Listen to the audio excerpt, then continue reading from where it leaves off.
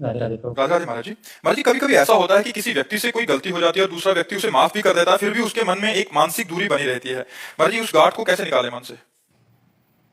नहीं दूरी जाएगी।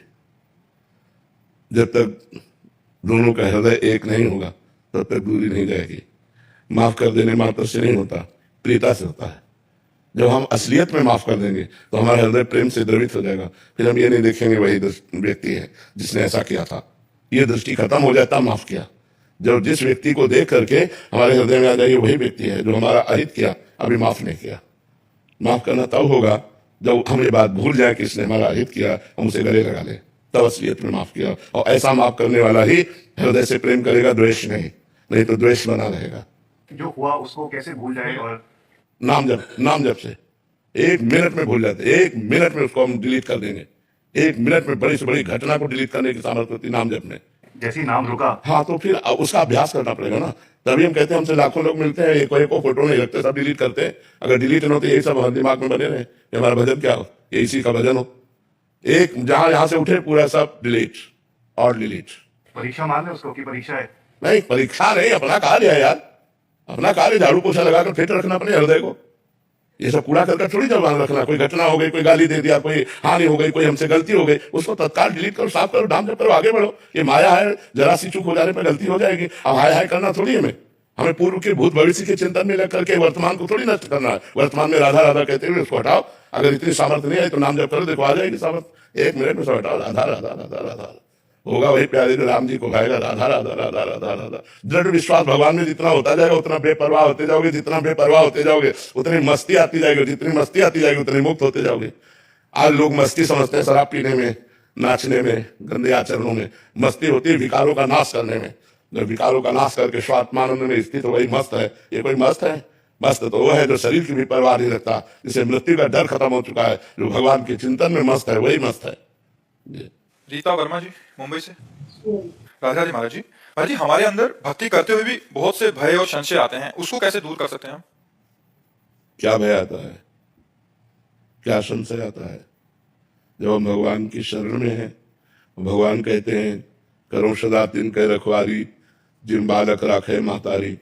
जैसे बच्चे की रक्षा माँ करती है, ऐसे सर्व सामर्थ्यशाली भगवान अपने भक्तों की रक्षा करते हैं। अच्छा, माँ तो एक स्थानीय है, अगर वो रसोई में है तो बाथरूम में नहीं है, लेकिन भगवान सर्वस्थानीय है।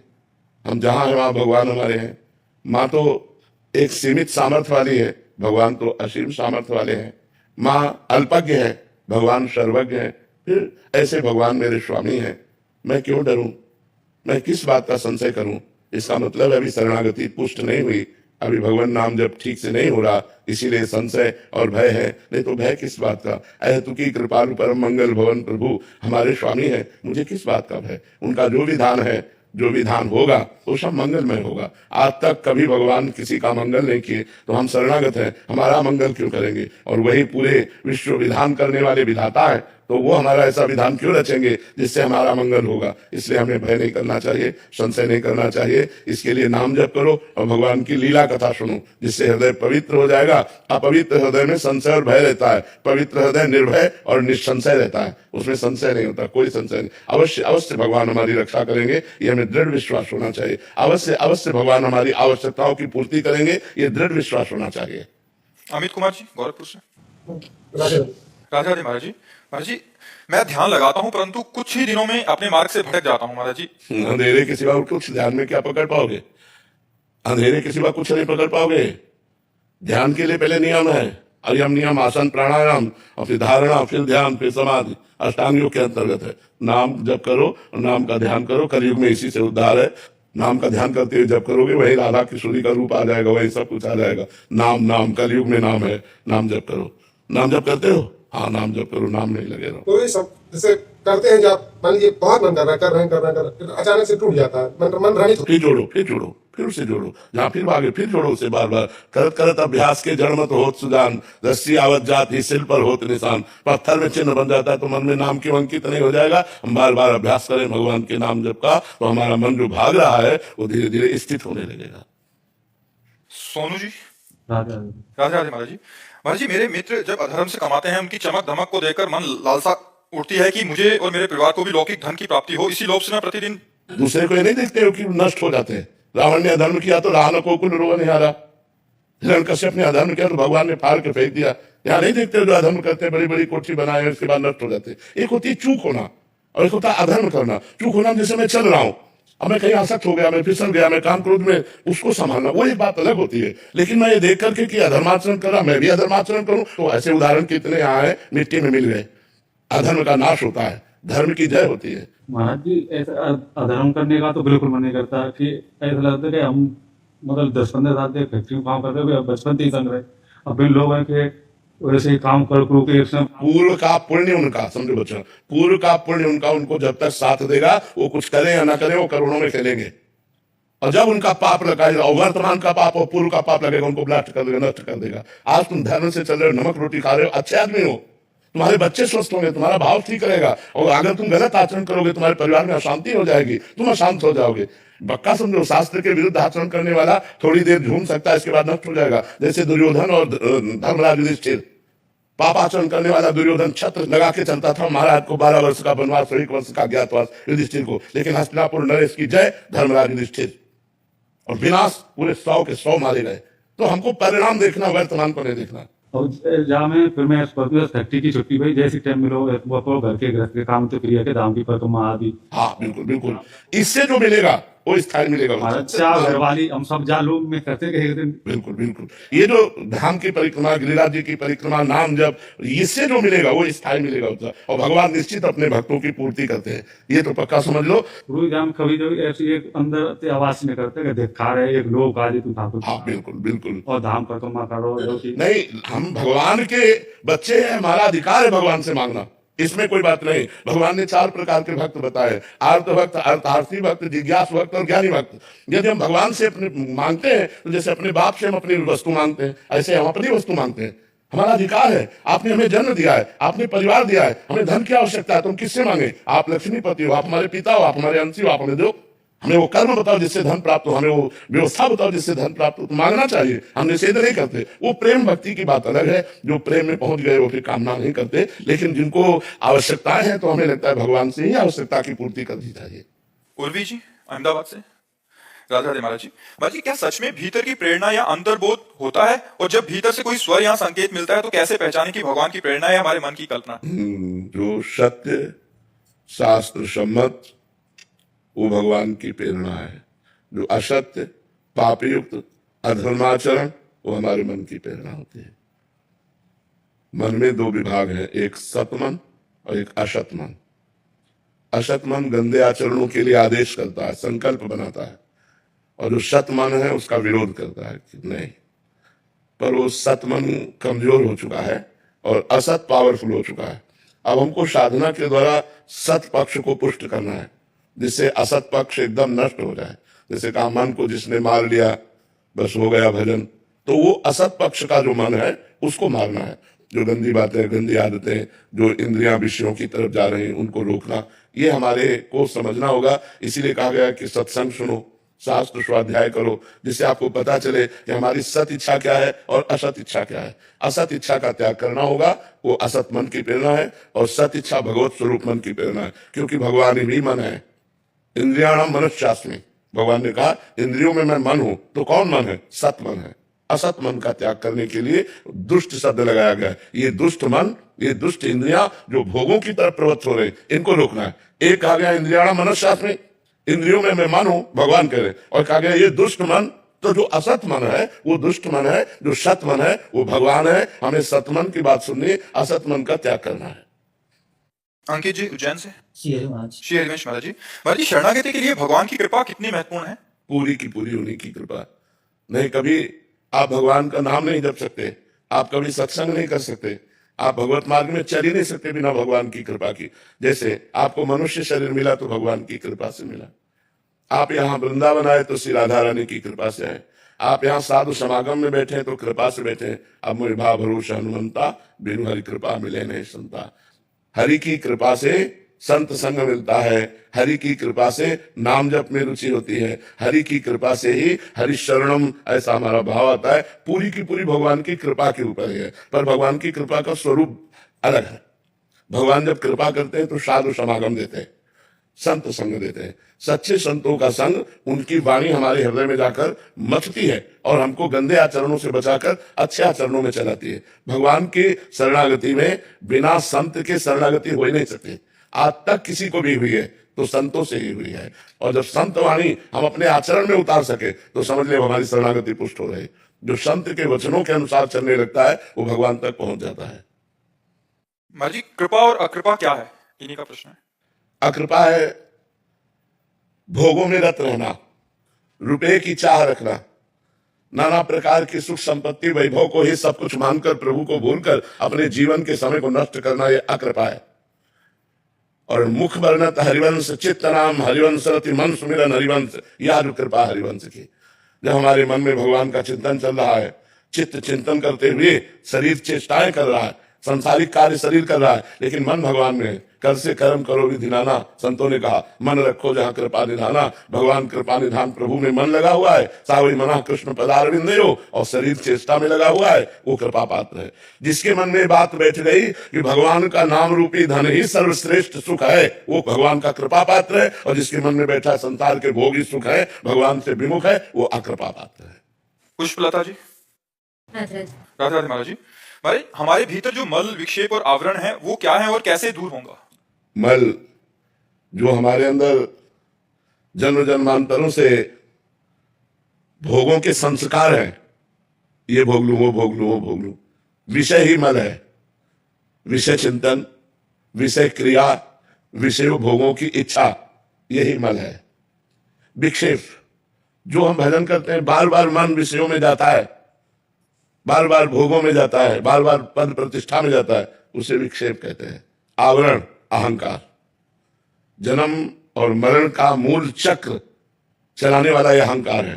संस्कृति मूल शूर प्रदनाना सकल शोकदायक अभिमाना, ये अभिमान आवरण है। मन का चंचलता पूर्वक विषयों में जाना ये विक्षेप है, और विषय वासनाएं दुर्वासनाएं ये मल है। तो मल विक्षेप आवरण तभी नष्ट होता है जब विशुद्ध ब्रह्म ज्ञान हो जाए या भगवान का प्रेम प्रकट हो जाए, इसके पहले नष्ट नहीं होता। तो प्रेम प्रकट करने के लिए भी नाम है और ज्ञान प्रकट करने के लिए भी नाम है। देखो, हम कई बार बताया, विश्वास करो, जो राम नहीं कह पाते थे मरा मरा कर, उन्होंने इतिहास की रचना कर दी रामायण की, वाल्मीकि रामायण संस्कृत से इतना ज्ञान प्रकट हो गया उनको। यदि हम भगवान का नाम जप करें तो हमें भगवत प्रेम भी प्राप्त हो जाएगा और भगवान का ज्ञान भी प्राप्त हो जाएगा। और मल विक्षेप आवरण पता ही नहीं चलेगा कब नष्ट हो गया, पता ही नहीं चलेगा। नाम में रति करो, हर समय नाम जप करो। जो मन भाग रहा है भागने तो चिंता मत करो, एक दिन नाम भगवान की कृपा से मन शांत हो जाएगा, निर्मल हो जाएगा। खूब नाम जप करो। नाम जप करने के लिए आजकल तो बहुत बड़ी सुविधा है, वो काउंटर ऐसे अंगूठी की तरह पहन लो, कोई जानता भी नहीं, राधा राधा राधा राधा, लाख लाख लोग नाम जप करते हैं, कई कई लाख नाम जप करते हैं। ये बहुत अच्छा है, सौभाग्यशाली लोग हैं जो नाम जप कर रहे हैं, राधा राधा राधा राधा राधा कृष्ण राधे श्याम राम राम, जो भी नाम प्रिय हो।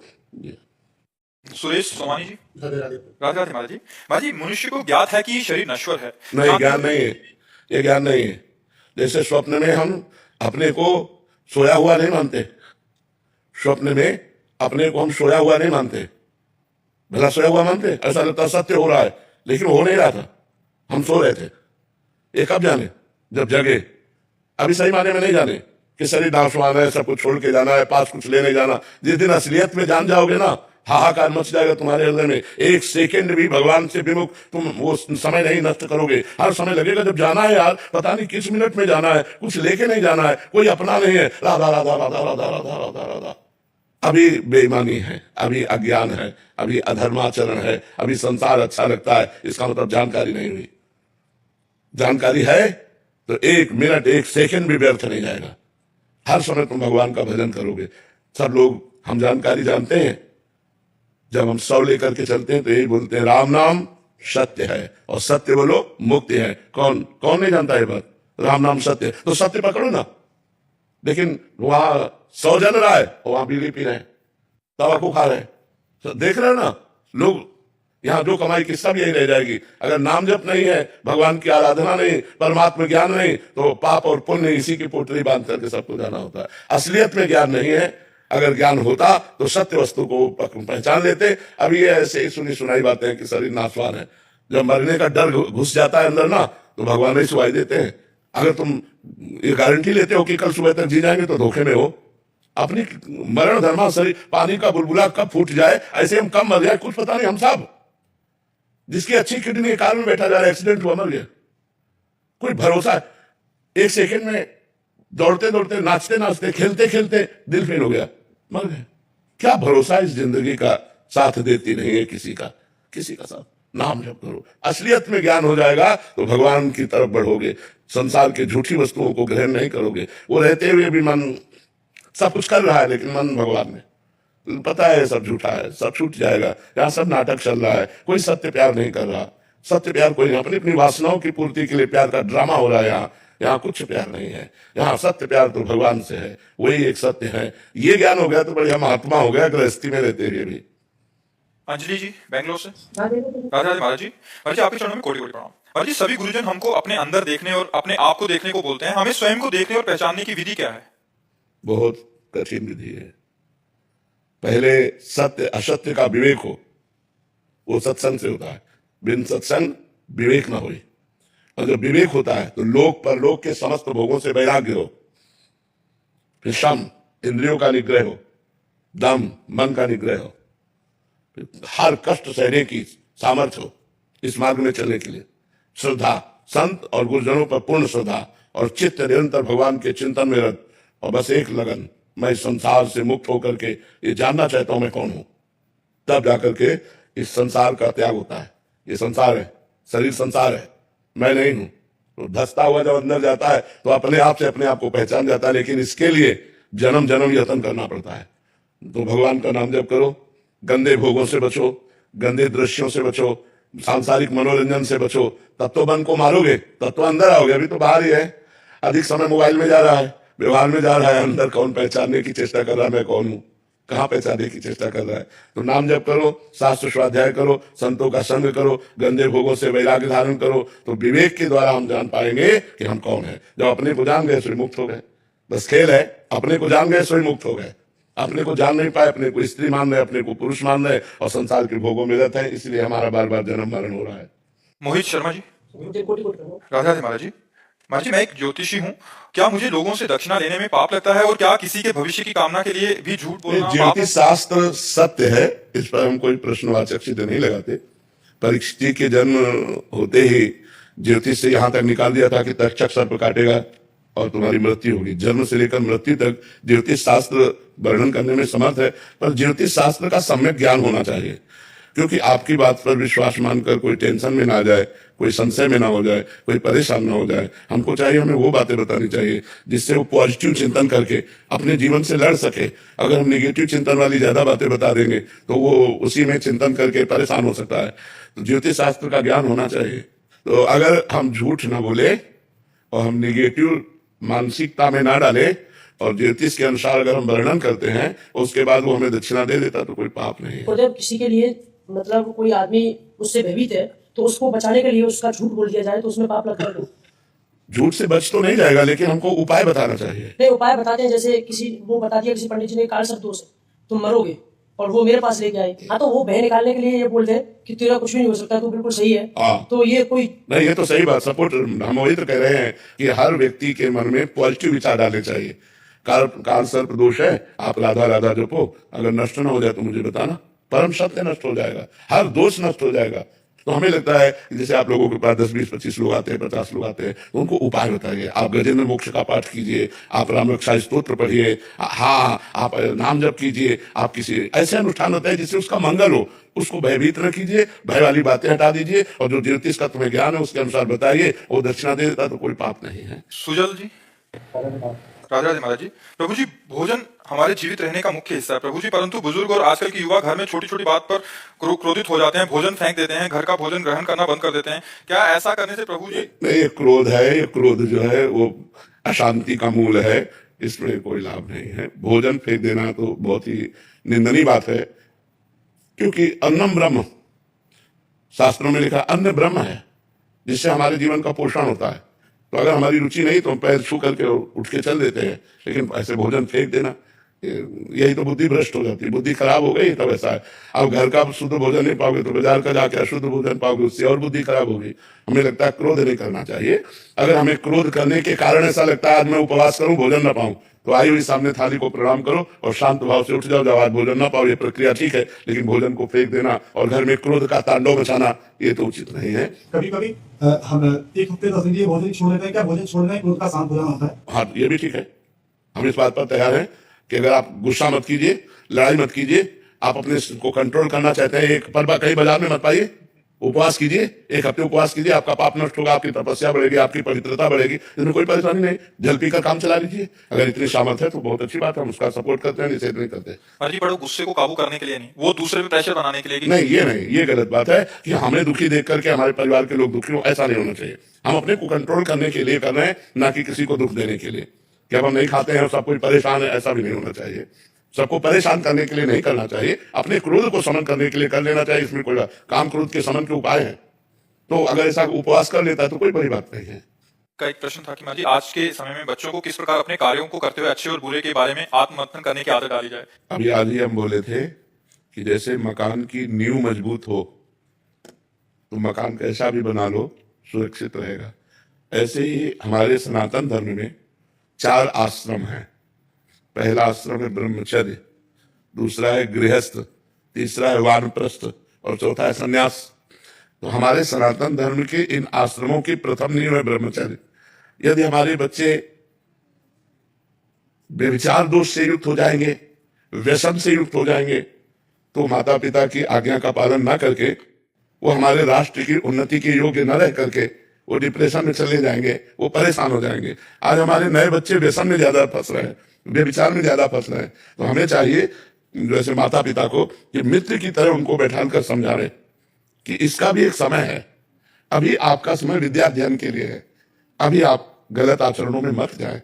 एक समय आएगा जब आपका पाणी ग्रहण होगा तो आप गृहस्थ धर्म का उपभोग कीजिए। लेकिन अभी जब बच्चे हो तो जैसे बहुत से बच्चे गलत आदतों में फंस रहे, हुक्का, ड्रग्स, बीड़ी, सिगरेट, गलत आचरणों में, जिनको हमें लगता है माता पिता को चाहिए कि मित्रवत बच्चों से व्यवहार करें। मित्रवत, ऐसा नहीं कि अगर गलत किया तो हम तुम्हें जैसे गुस्सा में बोल देते हैं, नहीं नहीं, ऐसा फिर वो आपसे छुपाएंगे और गलत करेंगे। हाँ, आप मित्रवत उनसे व्यवहार कीजिए और बैठकर बताइए कि आपके सल आचरण कैसे होने चाहिए, आपको कैसे उन्नति प्राप्त होगी। जब आपका दिमाग व्यभिचार में लग जाएगा, व्यसन में लग जाएगा, तो किस दिमाग से आप अध्ययन करेंगे, कैसे आप आगे बढ़ेंगे। तो हमें लगता है अपने बच्चों को ब्रह्मचर्य की शिक्षा, ये जो आज नए समाज में गर्लफ्रेंड बॉयफ्रेंड चला है, तो ये हमारे सनातन धर्म के खिलाफ है।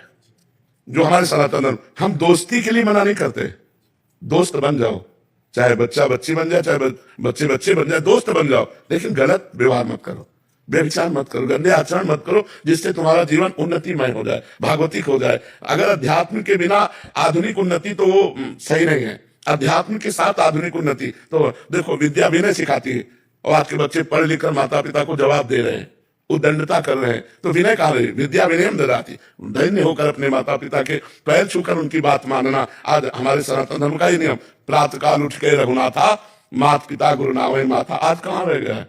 कौन से बच्चे अपने माता पिता के रोज चरण छूते। तो हमें लगता है उनको मित्रवत, ब्रह्मचर्य की शिक्षा, व्यसन रहित होने की शिक्षा, व्यभिचार से बचने की शिक्षा, क्योंकि इससे हमारे बच्चों का दिमाग बदल जाता है, रास्ते बदल जाते हैं, पढ़ाई में अरुचि हो जाती है, माता पिता के प्रति अवहेलना हो जाती है। तो यही हमारे राष्ट्र के भविष्य हैं। इन्हीं बच्चों में कोई डॉक्टर बनेगा, कोई जज बनेगा, कोई नेता बनेगा। अगर यही सच्चरित्र और अच्छे विचार वाले बने तो लाखों को सुख प्रदान करेंगे। तो हमें लगता है ऐसी शिक्षा देनी चाहिए। जिनका एक और प्रश्न था कि जैसे वायु शून्य प्रदेश में रखा हुआ दीपक हवा का झोंका न लगने पर स्थिर भाव से जलता है, उसी प्रकार कैवल्य मोक्ष स्वरूप ज्ञान में आत्मा सब दोषों से रहित है और स्थिर है, उसका कोई आधार नहीं है, वही सबका आधार है। यानी आप ये समझे, क्या इस समय आप अपने को आत्मस्वरूप अनुभव करते हैं? नहीं, आप इस समय अपने को देह अनुभव करते हैं। देह विकारों का खजाना है और देह से 2 ही प्रकार के कर्म होते हैं, शुभ और अशुभ कर्म। जैसे सेना विजयी हो तो सेना की जय नहीं बोली जाती, राजा की जय बोली जाती है। और सेना परास्त हो जाए तो बंदी राजा बना दिया जाएगा। राजा है आत्मा और ये 3 शरीर है उसकी सेना। सेना अगर विषय भोगों में लिप्त हो गई तो उसको सुअर कुत्ता भी बनना पड़ेगा। जो निर्लेप निर्विकार आत्मा है, जो परमात्मा स्वरूप है, उसकी दुर्गति भी होगी, उसको नरक जाना पड़ेगा, उसको नाली का कीड़ा भी बनना पड़ेगा। तो हमें चाहिए, हम ही आत्मा है, कोई और नहीं। जो मैं है वो आत्मा है। मैं को शरीर में लगा देना, शरीर के भोगों में फंसा देना, यही हमसे कमी हो गई। अगर हम सदगुरु का आश्रय लेकर और सत्कर्म करते हुए अभिमान रहित होकर के भगवान का भजन करें तो सब ठीक हो जाएगा। खूब नाम जप करे, डट के नाम जप करे, सब ठीक हो जाएगा। कोई नशा न करे, मांस न खाए, गंदे आचरण न करे, नाम जप करे और दूसरों का परोपकार करे। जो परिस्थिति में बस ऐसे कष्ट में है, औषधि नहीं प्राप्त, भोजन नहीं प्राप्त, वस्त्र नहीं प्राप्त, हम उनका सहयोग करें। अगर भगवान ने हमें दे रखा है तो हमें सहयोग करना चाहिए, उससे भगवान की कृपा प्राप्त होती है। राधे राधे महाराज जी। महाराज जी, मैं एक प्राइवेट कंपनी में नौकरी करता हूँ, पर घर आने में 3-4 महीने लग जाते हैं, छुट्टी नहीं मिलती। तो फिर जो पहले से मरे हुए हैं उनको उधर जाके बोलता हूँ कि वो मर गया, ये मर गई, मतलब जैसे दादी फूफा कोई मर चुका है, तो आज मेरा फूफा मर गया, आज मेरी दादी मर गई, तो फिर छुट्टी मिल जाती है। तो मतलब ऐसा तो सही बात है, कोई झूठी तो है नहीं, अभी अभी मरी है तो 3-4 बार मार देते हैं एक को। मतलब फूफा, मतलब हर 3 से 4 महीने में एक बार तो। नहीं, वैसे झूठ बोल के नहीं तो सत्य में भी तो छुट्टी मिलती होगी, पर वो इतनी सहजता से नहीं मिलती जितना मतलब। सच बोलने से छुट्टी नहीं मिलती। सत्य बोलने से तो माया से छुट्टी मिल जाती है यार, तुम कहते हो फैक्ट्री में छुट्टी नहीं मिलती।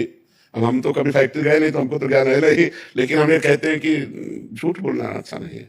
बोले ना तो कहेंगे जाओ जाओ फटाफट चले जाओ, छुट्टी दे दो, तुरंत मिल जाएगी, तुरंत सच बोल दे नहीं जगह नहीं आ रहा, इतना बची आ रहा, तुरंत मिल जाएगी। बोले जाओ जाओ चले जाओ।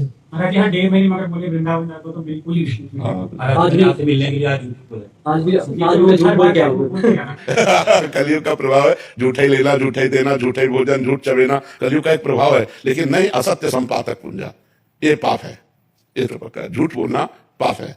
साच बराबर तप नहीं, झूठ बराबर पाप। जाके हृदय साच है, ताके हृदय आप। देखो, तो हमें चाहिए कि समस्याओं से भले हम लड़ें, लेकिन हम सत्य पर चलने की कोशिश करें, झूठ से बचने की कोशिश करें।